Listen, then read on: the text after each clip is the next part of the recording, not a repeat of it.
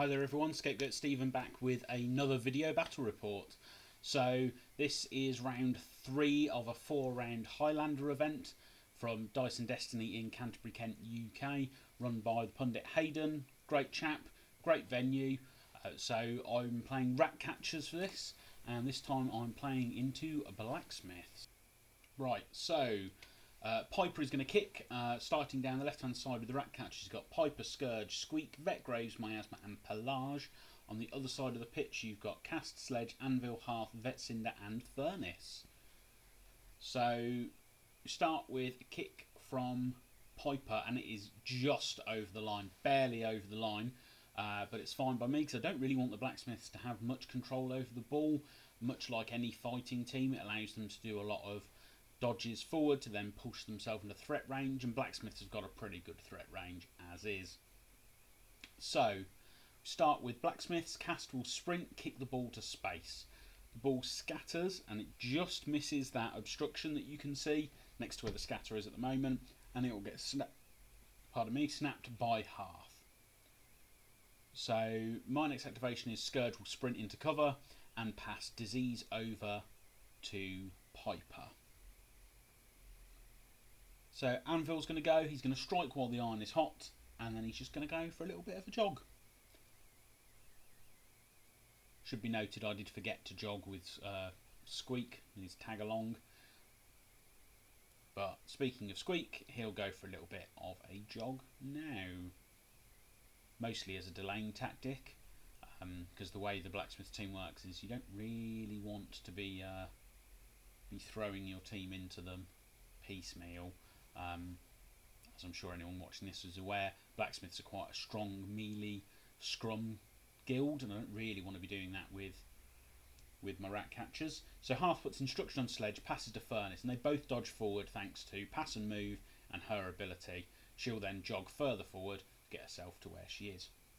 So I'm going to decide what to do with Miasma. Now, I'm thinking of Eradicalism, but I'm also thinking I probably want to try and get Erupting Sores off. So I do charge Hearth and get a Momentous Erupting Sores for 2 damage and poison. Sadly only on Hearth, just due to where I'd charged. I then throw a Radicalism out between Hearth and Anvil, hitting them both for the 3 damage and disease. So Furnace currently has the ball. He's looking at whether or not can he get in there for a goal run. Maybe, but it's a little bit risky, so instead he passes the ball over to Cinder. They both dodge 4 inches again thanks to that lovely little aura given out by Hearth. So Pelage is going to jog and attack Hearth. She does a momentous double dodge to get herself within the range of Furnace and Hearth, and then they elect to take 3 damage each.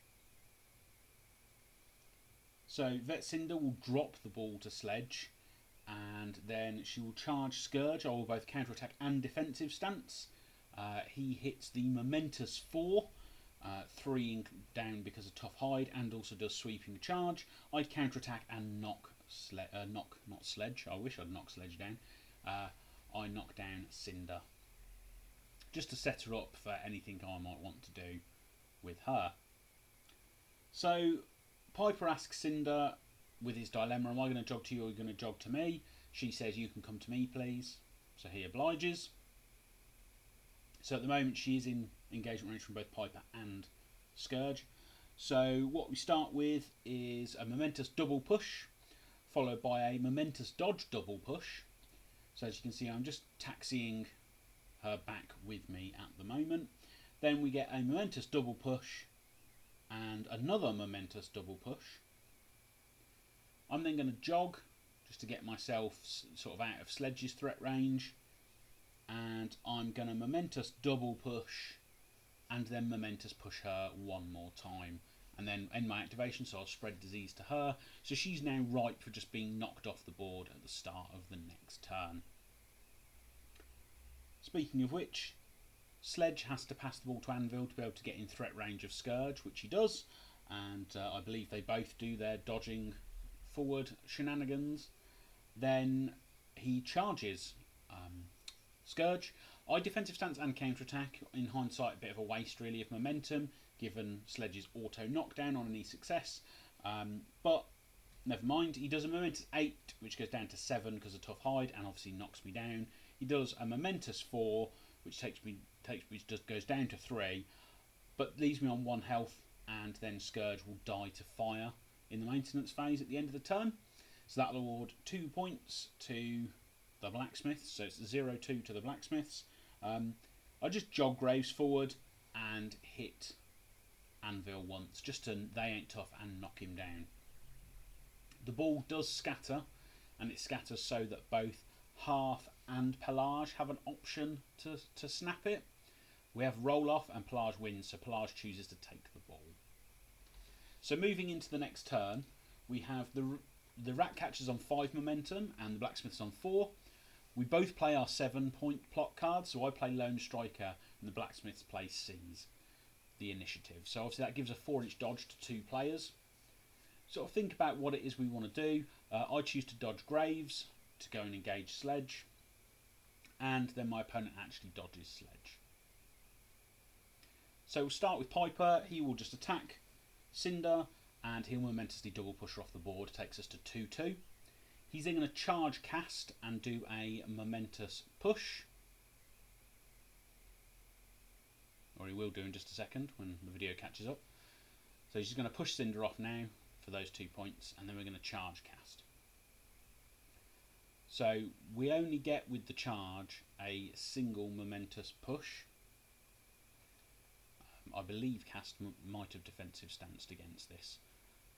So we get a single push followed by a momentous double push. Then I buy a bonus timed attack and get a momentous push. Then nothing, which basically stops me pushing her off the board as well. I dilemma cast. She chooses to come to me, but I don't move her. I leave her where she is. So basically she's about 3.5 inches away from the board edge at this point.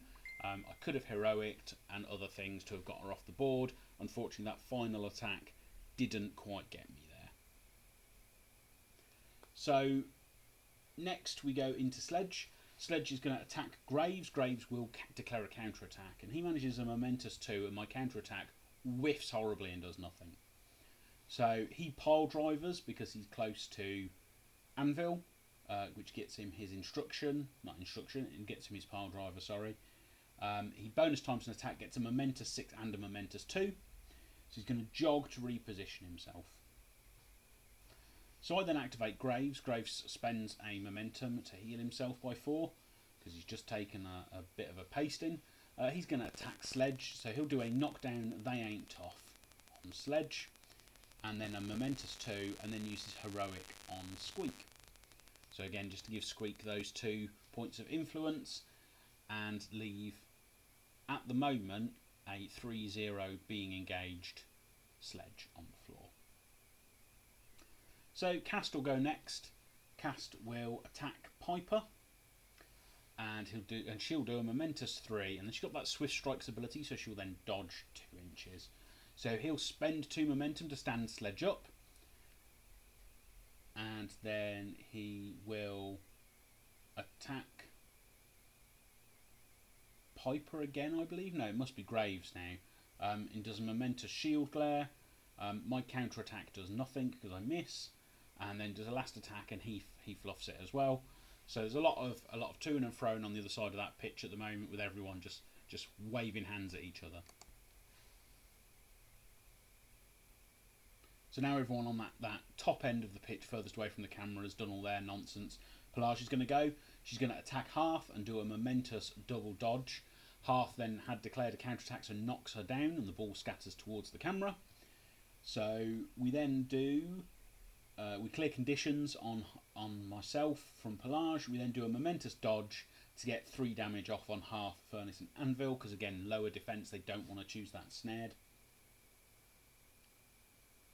Hearth's then going to go. She's going to declare an attack on Pelage and choose a momentous knockdown.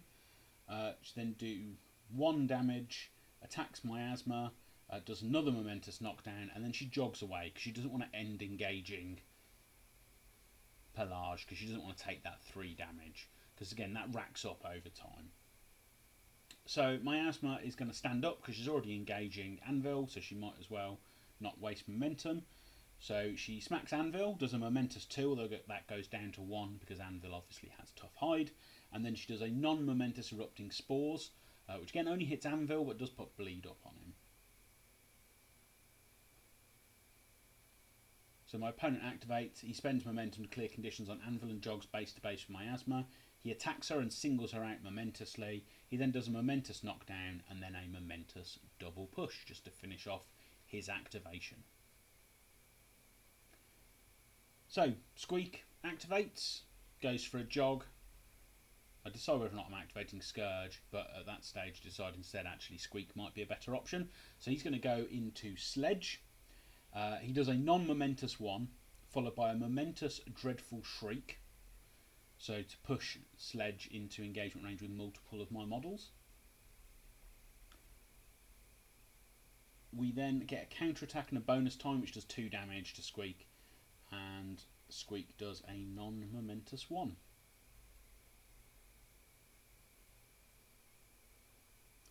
Furnish will jog to engage Pelage, takes a bit of damage, and then Scourge will jog into the cover. So that's the end of that turn. Not a lot really happened, although a lot could have happened. It's a very pivotal turn, I think. So we're going into turn 3. Ratcatchers have 3 momentum, Blacksmiths have 2. We both play a 6. I forget which one mine is, but the Blacksmiths player plays Grudge Match. So we put singled out on both Sledge and Graves. Potentially it was a mistake in my mind doing it now, but looking back I probably could have chosen a better target for that. But I kind of wanted Sledge off the board, to be honest, because he's a bit of a nightmare. So Piper attacks Sledge, Sledge does declare a counter attack. I get a momentous single push. Sledge's counter attack does 2 damage. I then attack again and do a momentous dodge double push. I attack again and do nothing. I then attack again and do a momentous double push. I attack again and get nothing. So yeah, you can see that, and this is only a 4-1. We're not talking about difficult odds here to get some successes. And then we get another momentous double push dodge, and finally heroic to push Sledge off the board. So it takes it to 4-2 in favour of the Ratcatchers. So as you can see, we're just finishing off, pushing him across that fast ground up by the clock, just to get rid of him, because we don't want him there, and just reposition myself with a jog. So Cast is going to go. Cast is going to barn attack. So Cast does a momentous 3 to Graves and dodges back 2 inches and then charges Graves. So Graves will defensive stance, taking him up to being a 4-2 defensively, and we still managed to get a momentous 2 and dodges into Piper, makes an attack on Piper and just gets the 1 damage. So again, we're mostly ignoring the scrum that's going on in the middle for the scrum that's going on up towards the clock. So I then choose to activate Graves. He'll attack Cast even with bonus time and get that knockdown they ain't tough on Cinder. We then, on Cast even, he then does 1 damage, a momentous double push, another momentous double push, and then heals for 4.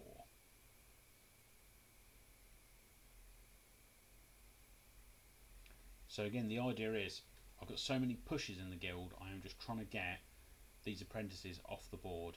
I don't think, again, it's about activation advantage, it's trying to get them off before they have a chance to activate, so it uses up the influence, it gets me points, it doesn't bring them back on at their recovery level, it brings them back on at the level I push them off the pitch, but it still gives me that activation advantage. So we can go with Anvil, who charges Scourge, and he does 3 damage down to 2 because of tough hide, and then just does a momentous knockdown for the final attack. Because Anvil, there's a lot of good knockdowns in this team in Blacksmiths.